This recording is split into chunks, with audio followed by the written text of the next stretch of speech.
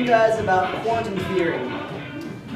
But before I can do that, I have to tell you about drug dealers. So when I was younger, I was heavily involved in the rave scene of the late 90s. I know. Now, a big part of that is that everyone is on drugs. And another big part of that is that everyone is super friendly to everyone they meet. So by virtue of those two parts, I was good friends with a lot of people who sold drugs. And tangentially, was part of the US-Mexico drug trade. Now, for those of you who don't know or haven't watched The Wire, dealing drugs is a lot like a pyramid scheme, right? Like at the top, 5 guys, lots of money, Scarface, pet tigers and shit. And at the bottom is 1,000 guys, not so much money, and everyone is trying to rob and or kill you all the time.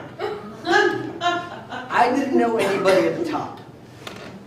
During my 2-year drug tenure, I was shot at twice, stabbed once, and got in 2 gigantic brawls where thankfully no one was stabbed or shot. I've been robbed at gunpoint. I have reverse robbed a guy who robbed a friend of mine. And one time, a guy that I'd just been introduced to robbed everyone I knew, including the guy who introduced me, but not me.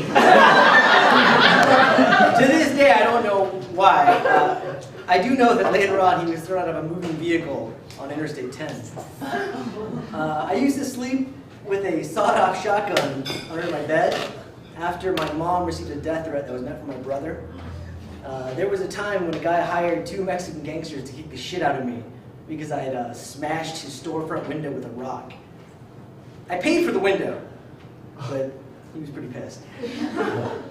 The point of all of this is that I should be dead. And that is not me being like cute and saying like, oh, I'm really lucky to be alive. I should be dead. The odds of me being here is not lucky. It's like winning the Powerball on my birthday by playing the numbers 1, 2, 3, 4, 5, 6. Me standing here now is statistically negligible.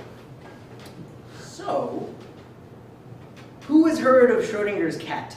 A couple of guests. All right. Schrödinger's cat is a thought experiment about quantum theory. It basically works like this. You put a cat in a box with a bottle of poison. Settle down. The poison is set to go off with a random release trigger. 50-50 odds. You close the lid, and basically you don't know if it's going to go off or not. Quantum theory says that until you open that box up and check, the cat is both alive and dead. That's how random the universe is. But then later, it's a thought experiment. It's meant to be ridiculous, because we know that things can't be one thing and also another thing at the same time. But later, a guy found a different read of quantum theory, where he said, okay, you put the cat in the box, close the lid, and the universe splits in 2. In one universe, the cat's dead, and the other universe, the cat's alive. That's fucking nuts. But it's also the only explanation for why I'm here right now. The way I see it, there are 1,000 parallel universes where I am dead as fried fucking chicken. There's a universe where I wake up in the middle of a drive-by and get shot in the head. There's a universe where one of my friends fucks around, we're getting robbed, and we all die. There's a universe where I overdose on an Indian reservation in Barstow, California, and my brother has to explain what happened to my mom. An infinity of corpses. But also, an infinity of me's, standing here right now, telling this story. And an infinity of you's listening to it, or not listening. Drinking, or not drinking. Laughing. Not like a really funny monologue. But there's a universe where I never got into drugs in the first place, and I'm not telling this story at all. There's a universe where I grew a pair, and I asked out Atsuko Kawamoto, and I'm still living in Japan with her. There's a universe where you stood up for that kid that one time, and then years later, he was the best man at your wedding.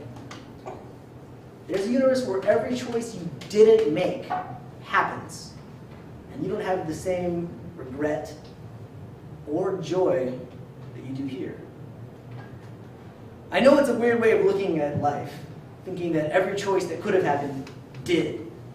But it also gives me purpose because, while I should be dead for 1,000 fucking reasons, I'm alive for at least one. And I don't know what that reason is, but until I die, every moment could be it. So, thank you guys for sharing this moment with me.